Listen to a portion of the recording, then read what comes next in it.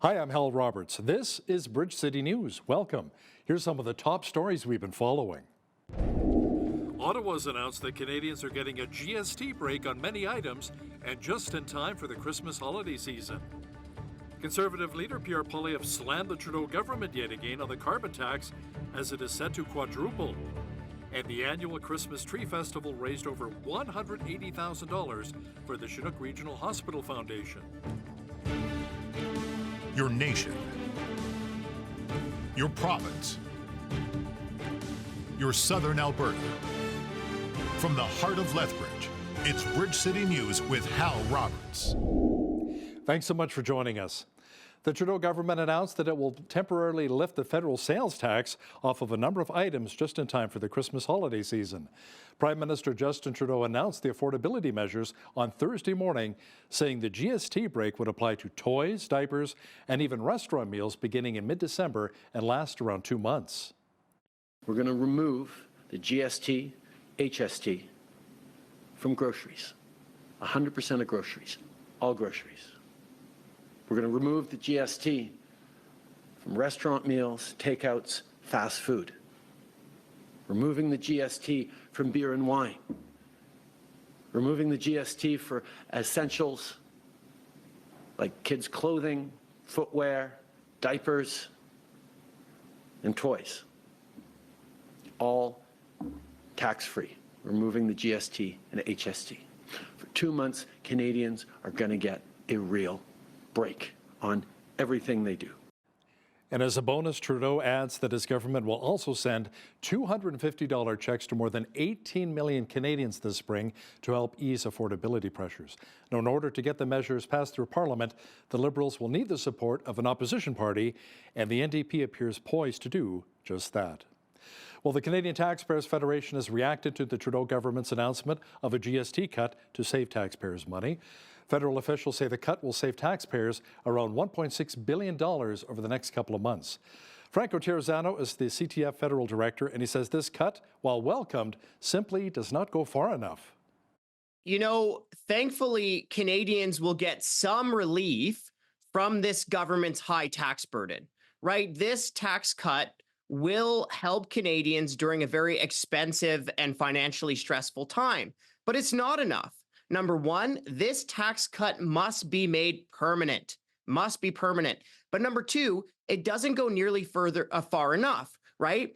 After this government has hiked carbon taxes, alcohol taxes, payroll taxes, capital gains taxes, which make life more expensive, this government must go much further and cut more taxes if it wants to prove that it's actually serious about affordability, right? After hiking taxes all the time on essentially everything, temporary relief is not enough.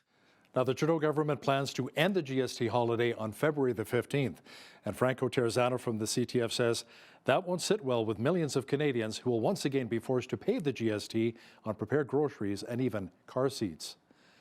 Federal Conservative leader Pierre Poilievre says Canadians must also not forget that with the Liberal NDP coalition, the federal carbon tax is set to quadruple, which will be an even bigger financial hit for Canadians. Trudeau and the NDP have voted for and legislated the quadrupling of the carbon tax to 61 cents a litre, which will stop our trucks from delivering parts to factories, clothing to stores, food to grocery shelves. It will mean billions more will pour across the border into the United States. Millions of jobs will be lost. And a big smile will appear on Donald Trump's face as he picks up the phone from the Oval Office to call Canadian factories, trucking companies, mines, to tell them to go south 100 kilometers where there is no carbon tax and other taxes are dropping. Residents in the Crow's Nest Pass here in Alberta took part in an advanced poll this week for a proposed coal mine at Grassy Mountain. The municipality announced that a non-binding referendum vote would be taking place. Now, there are many who are in favor of the coal mining, saying that it's bringing jobs to the region and that coal mining helped build the Crow's Nest Pass. Others, however, such as country singer Corb Lund, have expressed their opposition to it, saying it's damaging to the environment and will impact the water quality in the region. Now, someone else you can put down on the nay side of things is former Lethbridge Mayor Chris Spearman, who lives in the Beaver Mines area of the Crow's Nest Pass. And Spearman says his biggest concern is how selenium from the coal mining may make its way into our water supply, the Oldman River. My concern was that when the city of Lethbridge hosted a coal company, an Australian coal company, in June of 2021, they could not answer our questions. And the questions we were asking were, if there are excessive levels of selenium in the Oldman River resulting from the coal exploration and coal production, how do you remove excess selenium from the water? They didn't have an answer. So we asked our city engineers, and they said there is no known technology for municipal water treatment plants to remove selenium from the water. They said, we can remove animal bacteria, we can remove fertilizer from the land. All that stuff can be extracted. We can make potable water for drinking purposes and for food production purposes, but we cannot remove selenium from the water. Now, on the other side of the spectrum are members of Citizens Supportive of Crow's Nest Coal. They've been long supportive of this project. Carmen and Troy Linderman with the group stated that moving ahead with the project responsibly may actually help the surrounding community and environment. So the Crow's Nest Pass has been, over the last number of decades, declining in industry. We don't have a lot of mortgage-paying jobs in this community. We're 30 kilometers long, 1 kilometer wide in the middle of the mountains. So a company that's going to come and do business here and provide that economic growth, bring families back, fill our schools, generate jobs and business, well, they're going to come here for something they need. And what we have here is coal. And it's high-grade metallurgical coal. The world needs coal. We're looking at a crisis in 2030 where demand is going to outpace production. We certainly understand the environmental concerns, and we certainly understand some of those risks that are involved with something like this. But with modern technology, modern mining practices, it's an old mine site that needs to be fixed and reclaimed. And with the company that's coming in to do it, with their history and with their backing, we feel confident that we can get that economic boost. We can bring families back. We can, help this community build infrastructure, and not only infrastructure to have housing, but infrastructure to have tourism. Now, advance polls took place on November the 19th, and the final day to vote for residents in the Crow's Nest Pass will be coming up on Monday. Well, we enjoyed some light flurries again today here in Lethbridge. It looked a little bit like a snow globe earlier. Jeanette Rocher is now with an early peek of the forecast. Jeanette, will the white stuff be sticking around? Well, unfortunately, yes, and I suppose it was bound to happen, but hey, if you're a skier, you are going to love this report because we got periods of snow tonight, another 5 centimeters expected tomorrow, more on Saturday, and we're looking at a high of -10 only for Friday, and with the wind chill, -13 though during the day, even colder in the morning there. So I would say winter is here by the looks of it, and I'll be back later in the show to give you a peek at the national forecast. Great. Thanks so much, Jeanette. Alberta government officials offered an update on the province's finances. They say we should have a budget surplus of $4.6 billion at the end of 2024-2025. That's up from the $2.9 billion first quarter forecast. Officials say it was mainly due to more revenue being generated from personal income taxes and non-renewable resources. Finance Minister Nate Horner has more of the details. Forecast revenue is $77.9 billion. $4.4 billion more than budget. This is largely due to 2 sources. First, non-renewable resource revenue is increased due to higher bitumen royalties and a narrower light-heavy differential. Second, personal income taxes have also risen as more people move to Alberta, fill good-paying jobs, and contribute to the economy. Expense remains relatively close to first quarter projections and is now forecast at $73.3 billion in 24-25. The Alberta government also announced an increase of $8 million to support homeless shelter spaces. Government officials say the total investment will be more than $116 million for 2024-25. The increase adds temporary spaces in 9 rural communities for the colder winter months. Alberta taxpayers are funding around 4,800 shelter spaces across the province this winter. That includes more than 2,000 year-round shelter spaces in Calgary and around 1,800 in Edmonton. The Lethbridge Police Service has released details of their 2024 community survey, and it appears as though many in our city are happy with the work that the police are doing. The survey shows that a total of 84% of respondents claimed that they were satisfied with services provided by the LPS. Just 14% rated their services poor. Top reasons citing poor ratings included lack of addressing drug activity in the city and poor experiences with members of the service. Perception of overall safety in our city rose around 5% from last year to 70% after witnessing a decline every year since 2020. The top three biggest concerns among residents include drug crime, crimes against individuals, and property crimes. Most residents say they'd like to see more crime prevention measures and strategies put into place. Officials with the LPS say they will use the survey results and other feedback to help build on next year's annual policing plan to help determine new goals and initiatives. Researchers describe ADHD, or attention deficit hyperactivity disorder, as a neurodevelopmental condition that affects how the brain regulates attention, impulses, and even activity levels.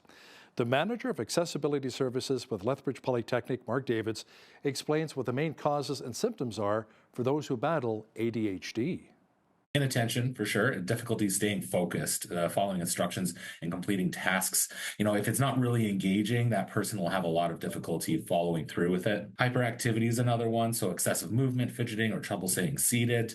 Impulsivity, so it's basically a difference in how the brain executes its executive functioning, how it controls our day-to-day decisions, and how we engage with the world. About 80% of cases are deemed as being inherited. It involves differences in how the brain and the structure of the brain is developing, especially early childhood and as we grow into adults. But it can significantly impact people's mental health, especially if it goes untreated and is significantly affecting quality of life. Proper support and treatment to help manage symptoms really does improve mental health because it just makes it easier for you to engage in your day-to-day life. There's quite a few effective approaches. A lot of people will seek medication or behavioral therapy, but there's other things you can do too, like organizational strategies. For example, here at Lethbridge Polytechnic, we have the Learning Cafe that helps teach study tips. If you were to approach our access specialist, they'd be able to specifically focus on how to work with the symptoms of ADHD and how to facilitate more effective study strategies. You can also do lifestyle modifications, so like doing things like regular exercise or getting good sleep. Those things definitely make a difference in how pronounced symptoms are. Davids also says screening for ADHD is much better than it used to be. He also says 1 in 3 kids per Alberta classroom have ADHD. The Chinook Regional Hospital Foundation is celebrating the results of Wednesday night's 30th annual Christmas Tree Festival and auction. The foundation announced that $181,500 was raised from 30 auctioned items. Around 3,500 people attended this year's festival.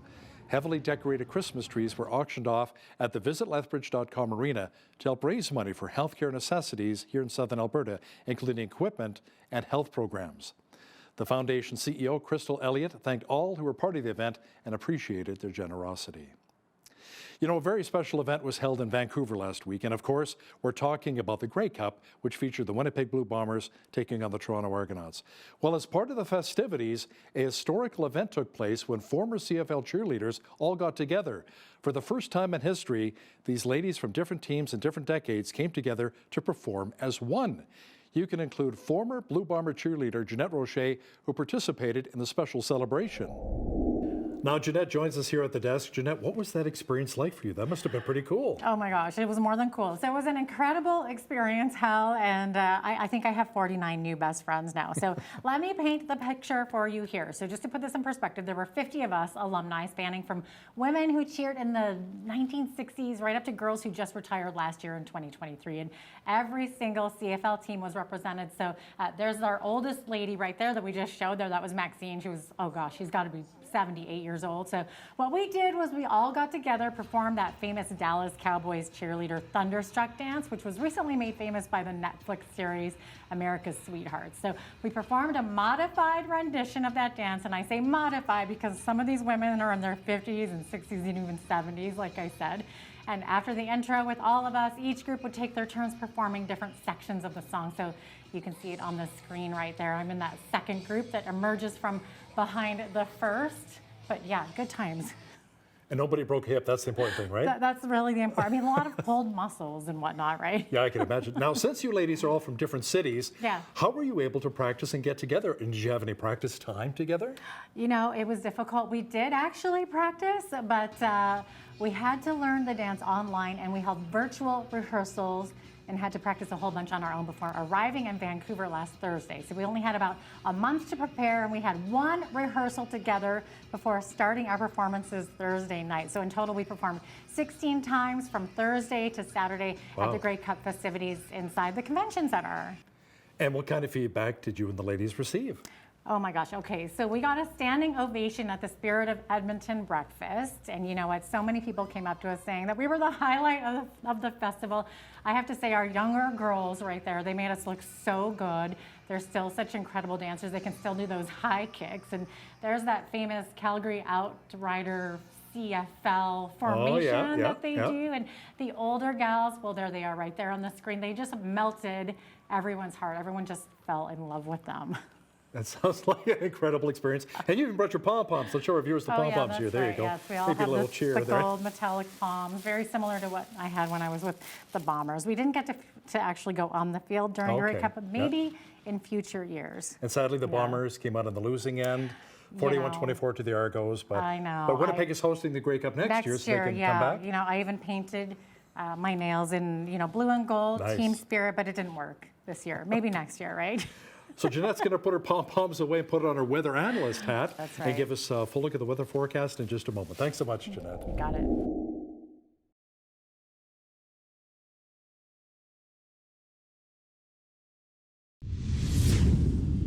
I've been hearing so many Christmas tunes while I've been out shopping. A song that seems quite apropos right now in southwestern Alberta is Let It Snow, Let It Snow, Let It Snow. Well, Jeanette Rocher is here now with all of the weather details. And Jeanette, that snow may be staying with us as we make our way to the weekend? Oh, they will be, Hal. It's going to be a skier's paradise out there pretty soon. We're expecting periods of snow this evening, another 5 centimeters. Tomorrow, even more snow on Saturday. And look at these temperatures. We are now plummeting into those minus double digits there with even colder temperatures, and the wind chills are minus 10 for the high on Friday, minus 12 Saturday. Then those skies are going to clear up. We're going to see that sunshine again with partly cloudy skies on Sunday. High of minus 13, though. Minus 11 for the high on Monday with clear skies, and then 0 on Tuesday, and 1 degree, or make that minus 1 degree next Wednesday. Okay, so for the average high for this time of year, 2, average low minus 9. 18 was our high temperature happening back in 1908 on this day, and in 1996, Lethbridge saw its coldest on record, which was minus 31. Sun rose this morning at 7:54, sunset this evening at 4:41, giving us 8 hours, 47 minutes of daylight, 3 minutes less daylight than we saw yesterday.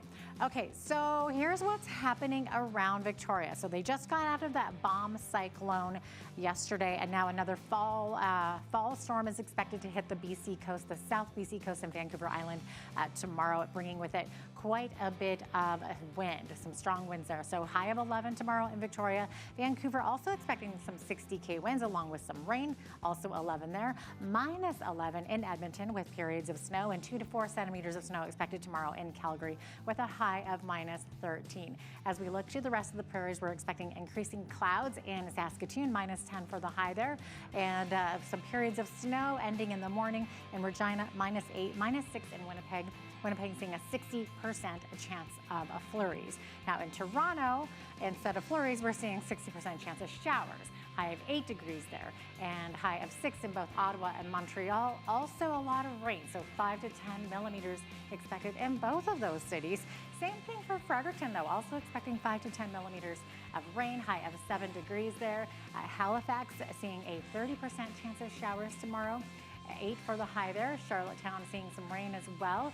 5 millimeters rather, 8 for the high there, and 2 millimeters of rain expected tomorrow in St. John's with a high of 6 degrees. So there you have it. That is your forecast. Due to the postal strike, tens of thousands of passports are not being mailed out. According to Employment and Social Development Canada, 85,000 passports that were printed are now just sitting around. Officials say passports will only be mailed out once the strike ends and regular mail service resumes. More than 55,000 Canada Post workers hit the picket lines on Friday, halting mail and parcel services across the country. Some post offices have also been shut down amid the job action. A spokesperson from Canada Post says some progress has been made on smaller issues, but there's a lot of ground still to be made up and covered. The union is calling for a cumulative wage hike of 24% over 4 years. The Crown Corporation, meanwhile, has offered an 11.5% increase. Railway company CPKC's hydrogen fueling stations for locomotives are now up and running. Canadian Pacific Kansas City says the stations in Calgary and Edmonton are fully operational and are part of its hydrogen locomotive program. The initiative involves retrofitting a number of diesel locomotives with hydrogen fuel cells so they can operate without directly generating emissions, as it only emits water vapor. In 2020, CPKC announced it would design and build North America's first line-haul hydrogen-powered locomotive using fuel cells and batteries to power its electric traction motors. Bitcoin has been shattering records almost daily since the U.S. presidential election. For the first time ever, the cryptocurrency rose above $98,000. Investors hardly seem fazed by Bitcoin's history of big swings ups and down, despite it rocketing more than 40% higher in just a couple of weeks. Cryptocurrencies and related investments have rallied because the incoming Trump administration is expected to be more crypto-friendly. Now here's a look at today's markets. The TSX was up 354 points to 25,390. The Dow was also up 461 basis points to 43,870.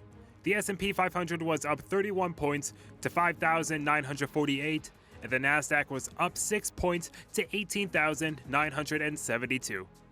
West Texas Intermediate oil was up $1.36 to $70.11 US per barrel. Natural gas was up 19 cents to $3.39 US. Gold was up 16.10 to $2,664.30 US an ounce, and silver was down 2 cents to $30.93 US an ounce. Feed wheat is at $8.23 per bushel, barley is at $6.31, canola is at $13.40, and corn is at $7.49 per bushel. Live cattle December contract were down 70 cents to $185.60. Feeder cattle were up 33 cents to $255.13, and lean hogs December contract was up 28 cents to $80.80. And the Canadian dollar was up slightly over the past 24 hours and currently sits at 71.61 US.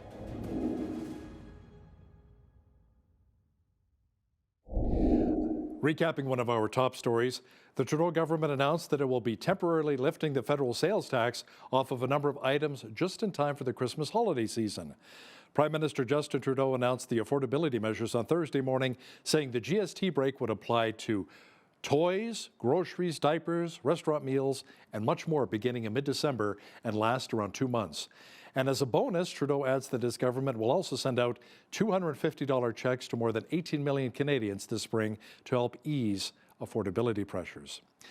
You know, there's help available for families in our province who are interested in adopting. Tandela Swan with Amorous Adoption and Family Support Services joins BCN's Naveen Day shortly with all of the details.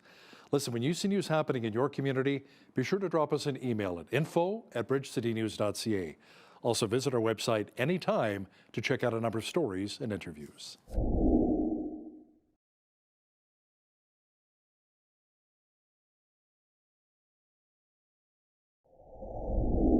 Adoption. It's often referred to as a beautiful option, but it isn't necessarily an option without its fair share of challenges. Joining us today from Calgary to discuss adoption is Tandela Swan. She is the Executive Director of Amorous Adoption and Family Support Services. Tandela, thanks so much for joining us today. Yeah, thanks for having me.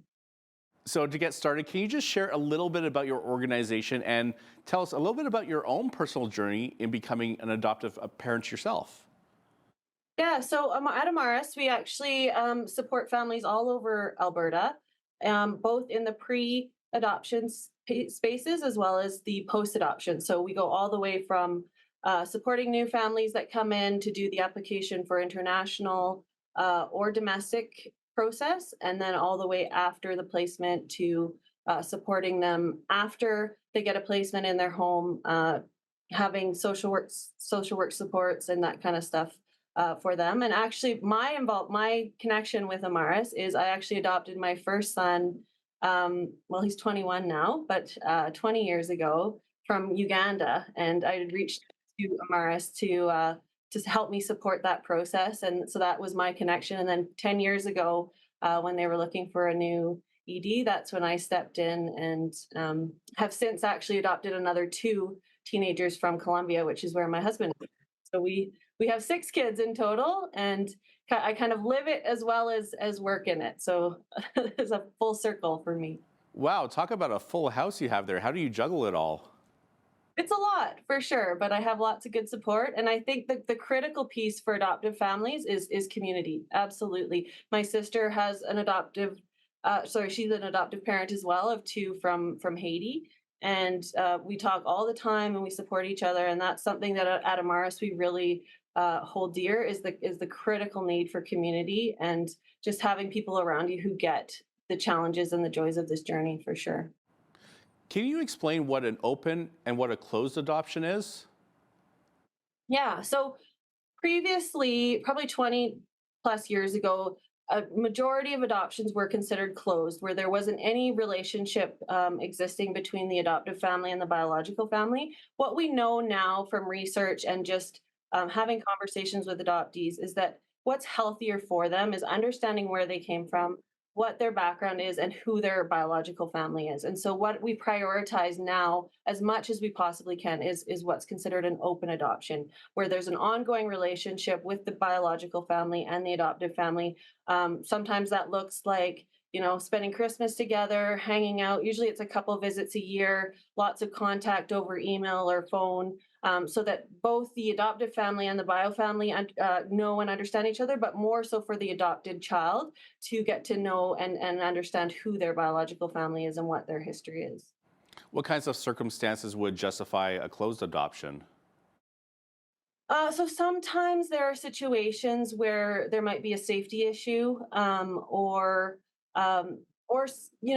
circumstances change for a biological family member, and they are unable to be healthy in a relationship with the adoptive family or the adopted child. And so, in those cases, there may be a situation where there is not, an ongoing relationship, or maybe that looks more like email or phone or those kinds of things, and they don't actually have that in-person contact. So we try as much as we can to encourage families, and we do a lot of training in the front end with our adoptive families around what it looks like to have an open relationship, but that there's complexities in that because a lot of these birth families have some history, have reasons why they're unable to parent. And so, navigating all of that and trying to find a way that works for everybody it's a challenge for sure. So just tell us a little bit about the adoption process and how it works, beginning with the birth parents, because that has to be a really difficult decision. And how do they go about contacting you and making the decision and the arrangements? Yeah, it is a really, really tough thing for everybody. What we always talk about in adoption is there's joy, but there's always so much loss and grief. And we have to recognize and be able to embrace both sides of it, because I think historically there was a lot of focus on what a good thing you're doing and what an amazing thing adoption is. But like you said, there's so much grief and loss on the other side of it. And so it's really a complex decision. And the reality that we know is that adoption is trauma. No matter what, when an adoption is involved, it is trauma. And so our focus when we get a phone call from somebody who's usually it's someone expecting a baby, we get a phone call from them saying, I'm considering placing my child for adoption. So we walk them through the options and what's available to them. We also walk with them around, is it a financial piece? Can we maybe put some new resources in place? We don't want it to be just a really sort of simple reason why they're unable to parent their child. If there's a way that we can support those families in maintaining being able to parent their child, that's what we prioritize. But at the end of the day, often they will choose for a variety of reasons that they want to move forward with placing their child. And then they have the opportunity to look through profiles of adoptive families who've been screened, trained, and assessed. And then they are actually able to make that decision themselves around which family they would like to place their child with. So for candidates who are looking to become adoptive parents, what's the screening process like, and how long of a wait is there to adopt a child in Canada?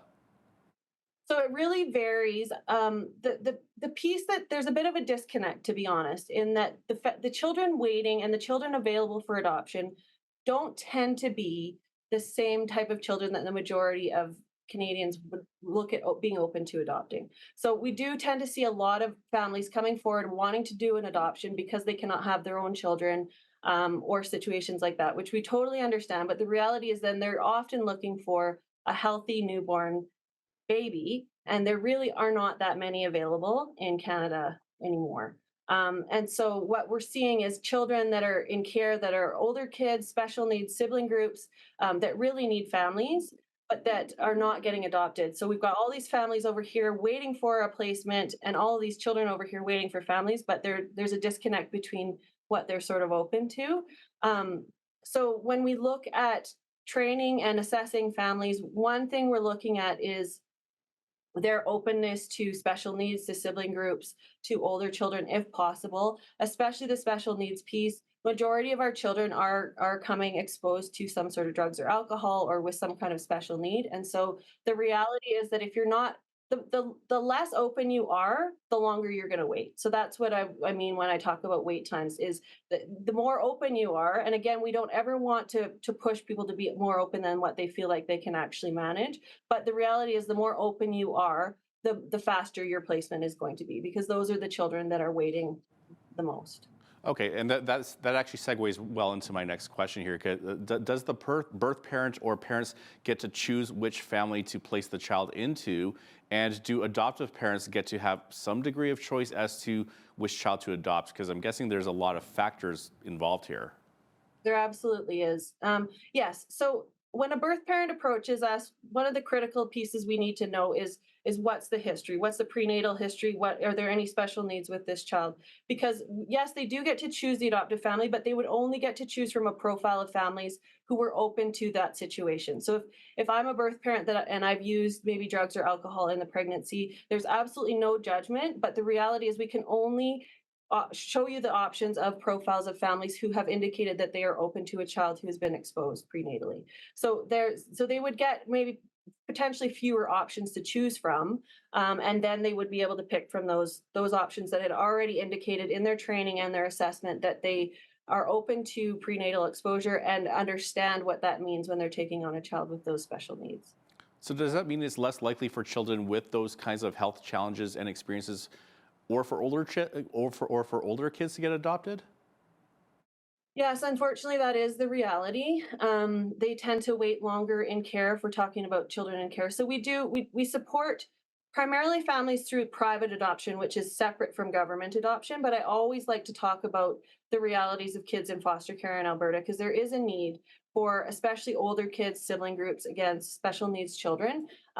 They are the ones that are waiting. So kids older than 8 or 9 in the system are the ones waiting for families. With our private adoptions, it's a little bit different, but yes, the children with special needs, including prenatal exposure, do tend to have a harder time finding a match for a family.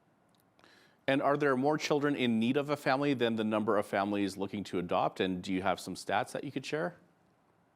So again, that's where the disconnect is. There's more families waiting for healthy newborns than there are healthy newborns, but there's more children who are older, groups of siblings that are three or more, or children with special needs that are waiting for families. So it's not a cut and dry sort of numbers thing. It's that there aren't as many families who are open to special needs, and almost all of the children that are waiting for families are kind of fall in that category.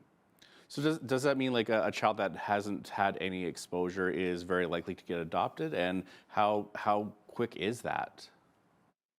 So that would be usually a newborn placement where a birth family approaches us. We do the counseling with them. We match them with an adoptive family who's ready to go. And then like you were asking previously, the adoptive family does have an option to say no at that point. So they usually try to meet the birth family, have conversations if we have time. Sometimes they are instant placements where we get a call from the hospital and we need to just go forward with the placement right away. But sometimes we do have, 2-3 months before baby's born where we can establish and support that relationship between the adoptive family and the birth family. And then the adoptive family also has a say in that. So they are able to say, you know what, I don't think this is a good fit.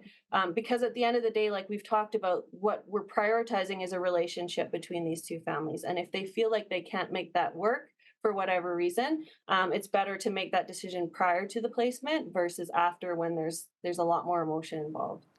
And what is the financial cost to adopt a child? So it depends on which process you're going through. If you're adopting through government, there are no costs to you through the Alberta Children's Services. If you're adopting privately, domestically, the average is about $15,000 to $20,000, and that includes, all the legal fees, all the court paperwork, all the birth parent counseling. So, like I was talking about earlier, we support and counsel probably about 4 times more birth parents than we actually place. So some of the costs that the adoptive families are carrying is the cost of a lot of the counseling that we do that doesn't end up in a placement. If you're looking at an international placement, that can vary between mine for my 2 children came to around $40,000 by the time you factored in flights and all of that stuff. But the United States, there's an adoption program there. That one can run you up to about $100,000. So it really varies depending on where you're at adopting from. Yeah. Right, and as an international adoptive parent, you probably have some insight on this as well, because I assume that the international adoptions would be significantly more costly and complicated. But I want to hear from you. Is this sometimes necessary a good thing? Obviously, for you, it was. Yeah, so adoptions in general are complex. And like I was talking about earlier, the reality is that it is trauma. And so especially for an international adoption, you want to make sure that there's a reason that child needs to not only be adopted, but leave their country, leave their culture, leave their language, and start all over again in a new country. And so especially for my older 2 teenagers that came to us when they were 15 and almost 18, that's a massive adjustment for them and for our family. Mm-hmm. And so what the reality is that there should be a very, very clear process, and in some countries there are and some there aren't, of making sure that there's no local options for those children before they look at an international placement. And so when they're older, there's usually a little bit more buy-in from them. They have a say, they have a voice. When they're babies or toddlers, it makes it a little bit more challenging, that there needs to be processes in place to make sure that there's not a local or a familial, what we call kinship option for those children in their own home country.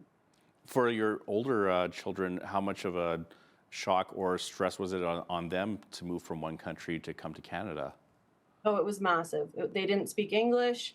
They were like, my son was 2 weeks away from his 18th birthday when we adopted him. We didn't know them. They didn't know us. They didn't actually even know where Canada was, to be honest, until they got told that your Canadian parents are coming to pick you up.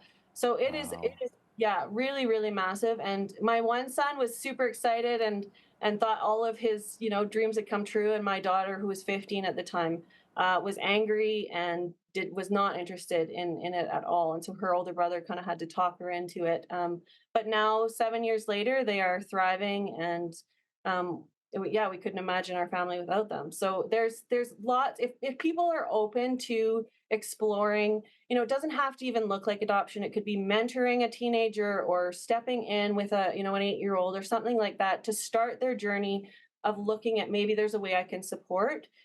Sometimes we get so afraid of, teenagers, but adoption in general, where it's like this massive commitment. So start with respite. Start offering your neighbor who's adopted a child maybe a weekend of a break or something like that. So then you get some exposure to what it looks like to be opening your home to these children. And they really aren't as scary as a lot of us think they are.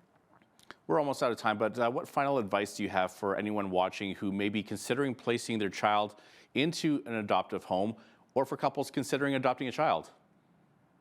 For birth families that are considering placing, I would say just reach out and we can walk with you through that journey, whatever that looks like. There is absolutely no pressure either way when we work with a family. All we want is the best interest of that child. And so if that ends up being us being able to support you with resources or whatever counseling, we will absolutely set that up. And for adoptive families, I think one of the biggest messages that I often try to convey is it's not about us. It's not about us filling a hole. It's not about us, making our marriage better by bringing a child in. It's about the child. It's always about the best interest of the child. And so as long as you're keeping that in the forefront and working on yourself before you bring in a child who might push all of those buttons, then I think those are the kinds of families that we really need to step into these places with these children. Tandela Swan is the Executive Director of Ameris Adoption and Family Support Services. Tandela, thank you so much for your time today. Thanks for having me. Have a good day.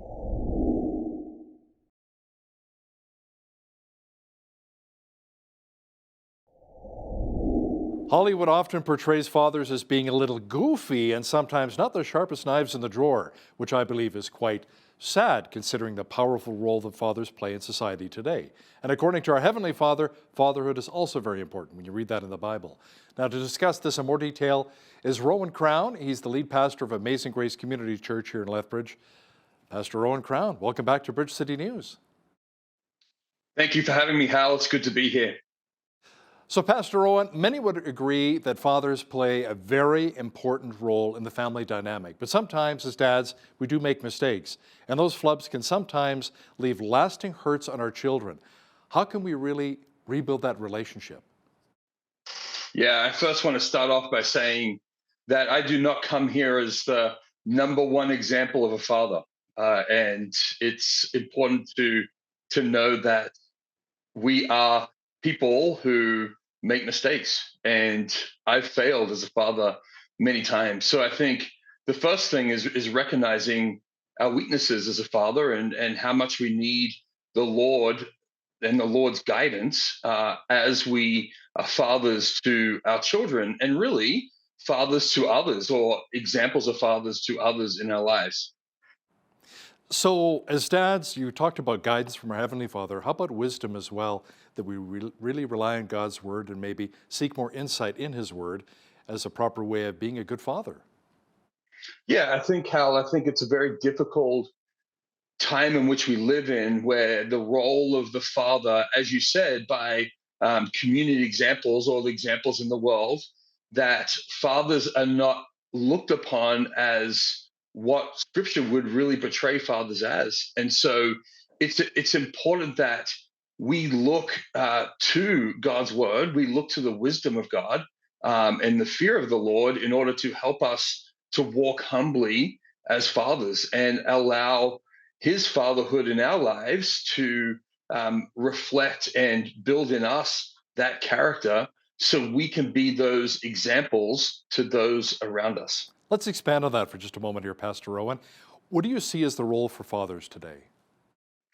I think the role of fathers today is to walk in humility, to lead confidently, and to really be those people who listen, who react in wisdom, but also are not afraid to love others and love their kids in a way that is helpful in guidance and so forth. It's easy right now in this day and age because the role of fathers has diminished in really a fatherless generation to kind of take the back burner in the lives of our kids and our children. Sometimes there's this push to abdicate some of those leadership responsibilities, but really God calls us as fathers to be leaders, using the personalities and the gifts He's given us to be the leaders and examples to those in our lives, especially our children. You know, I'm a father myself of two wonderful kids, Matthew and Carissa. They're adults now, obviously, in their 20s, but I remember when they were younger, they were going down a certain path. I've been down that path. It led to destruction. It wasn't a good path, and I'm trying to encourage them and support them and love them, saying, guys, don't go down that path. I've been down that path. It's not a good path to go down. But as a father, sometimes you have to let go and let God and just let them learn, I guess. And that's what's really hard, I found, as a father, as a parent. Yeah, I'm learning that still, Hal, to be honest, is when to surrender our kids to the Lord, right? We desire for them to grow up in the fear and nurture of the Lord, but there comes a time when we can't control our kids, that we really need to leave them up to the Lord.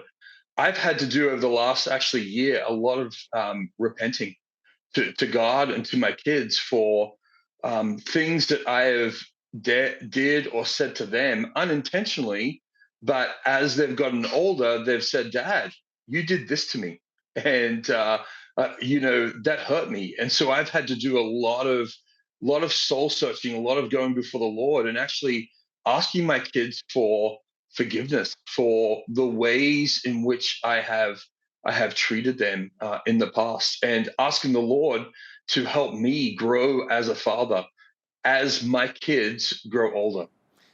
Is there almost a kind of reconciliation that fathers have to have with their children, perhaps? Oh, ongoing reconciliation. That's what relationships are. Is that ongoing reconciliation and so forth. But we also don't need to beat ourselves up, because we, as fathers, often are doing the best we can with what we've been given. And so it's important to remain humble and repentant, but also realize that we are not perfect and we fall short of those expectations, but to quickly remind ourselves that we can go to God for forgiveness, and we can go to our kids in and asking them to forgive us too. That's not showing weakness in a sense that we are weak people. That's actually showing a weakness and strength, that we too need the Lord as we father those around us, and therefore it's actually a strength. And there's, as the Bible says, there's strength and weakness when we display that in a humble reliance upon the Lord. In my family, fathers traditionally were disciplinarians. You know, part of our job was to correct, but along with that, really encourage our children and teach them along the way. How successful of a formula do you think that is for today? Yeah, Hal, I would say this. I would say society and culture have changed a lot over the last 10, 20 years.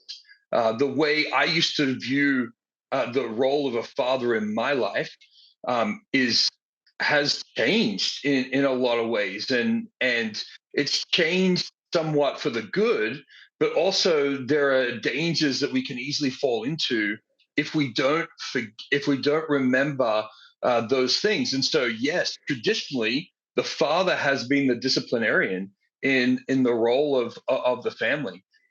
Somewhat that has changed, where there's kids who grow up without fathers; they only have a single mom, and so that male authority can somewhat be a struggle for some. And so, how do we humbly bring that role back into the life of a family? It's difficult, and so it's a learning stage for many fathers in our generation. How do we display God's goodness, God's grace, but also the love of God through godly love and discipline in the family? It is a very difficult time in which we live in, and so we have to err on the side of caution at times, and be more encouraging, and not demand that we have this authoritative role in the lives of our kids, which has been looked upon now as a very bad thing. How do we show that authority, but also how do we show that with encouragement and humbly as well? That is the challenge for us as fathers today. You know, Pastor Rowan, many of us have never had the blessing of a father, and somehow I think we all long for our dads to say, you know, son, daughter, I'm so proud of you. You are so amazing. You know, lifting up your children. How important is that kind of validation for our kids? Oh, Hal, it is very, very important. For me as a kid, that was so important to have my father's recognition, to have my father's love and verbal affirmation was so important. I set my mission as a young father that I was going to do that. Have I always succeeded? No. But it's so important that as fathers, we are there for our kids even and especially when they fall and fail and when they mess up. We need to be the first ones there to love and care for them during those difficult times. And to lift them up, absolutely. So, Pastor Owen, for fathers who are watching our program right now on Miracle Channel, Bridge City News, and have never actually done that, said, you know what, I'm really proud of you and I love you, they find it a little difficult, what advice would you give them to get started with that? I think it comes down to searching your own heart before the Lord, right? And really turning to Him and confessing the way in which you have not been there for your children in that way. And it's important because we have God the Father who loves us unconditionally, and so we can go to Him with these things, and then we can really ask the Lord to help us go to our kids, go to our children, make that phone call, admit our wrongdoing and our sin, and then ask others to hold us accountable in that process. I just had a father figure who just died suddenly this week in my life, a mentor of mine. And the one thing about him is that he always challenged me as a father. He always said, how are you seeking the Lord, Rowan? How are you seeking the Lord in front of your wife and your kids? And the memory of that still sticks with me today, is that I need to be that example, that living example to my kids and the other children that are not my kids in my life, that look up to me as a father figure in their life. You know, our condolences going out to you and your family with you losing your mentor. And let's talk about the importance of mentors as well, especially with maybe children who didn't grow up with a father but have that mentor, and that mentor can be a powerful, influential figure in that young person's life. Oh, definitely. I would say this. I would say every father, every male who's listening out here, if you don't have mentors or men in your life that you can bond with and talk about the things of the Lord, talk about your struggles, then it's going to be extra. It's going to be extra harder to be the man that God has called you to be, and you need that in your life. You need men challenging you and examples in your life, speaking into your life, calling out your stuff when you need to, when it needs to be called out, and praying for you as you are doing the things that God has called you to do as a husband, as a father, as a worker, wherever you are. It is so, so important. I encourage every male who's listening out there to have some sort of mentor.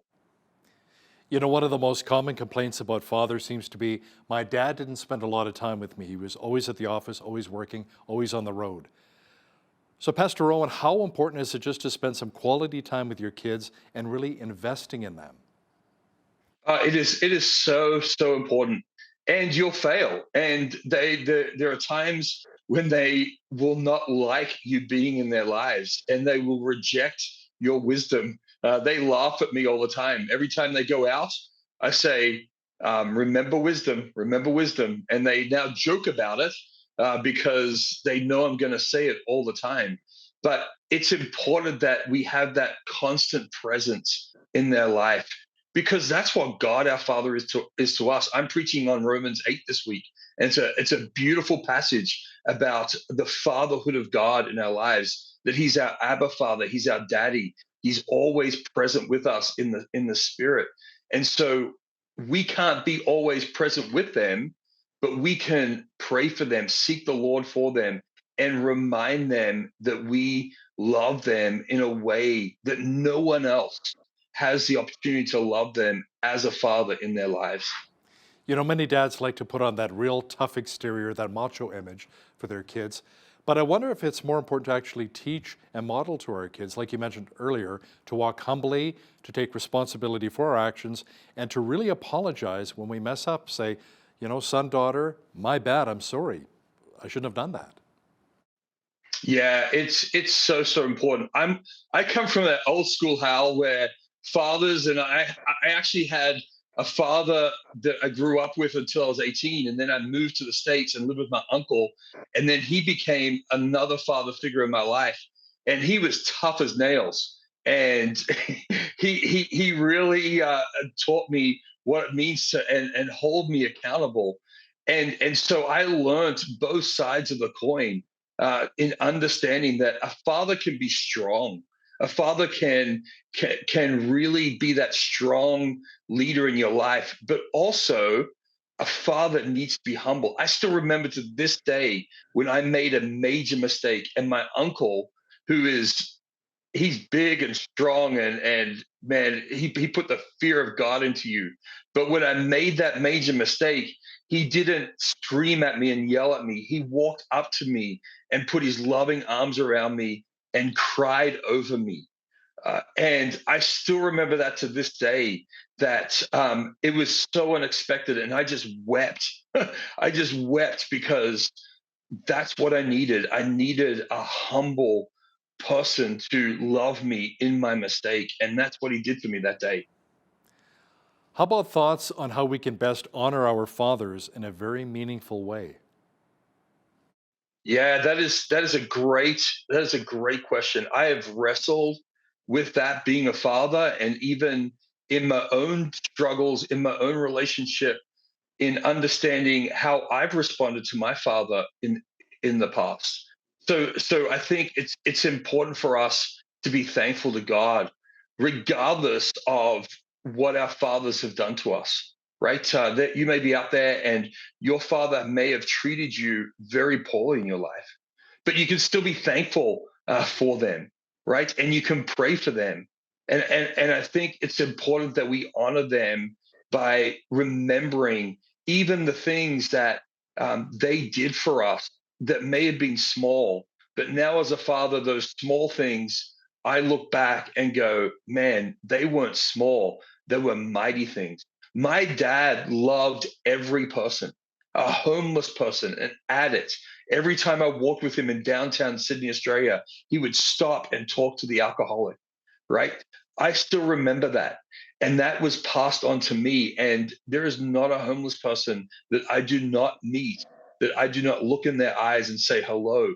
I honor my father because he exemplified that for me growing up as a young man in Sydney, Australia. Rowan Crown is the lead pastor of Amazing Grace Community Church here in Lethbridge. Pastor Rowan, thanks so much for your time today.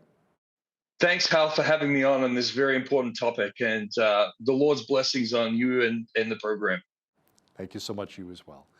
On behalf of all of us here at Bridge City News, I'm Hal Roberts. God bless and thanks for watching.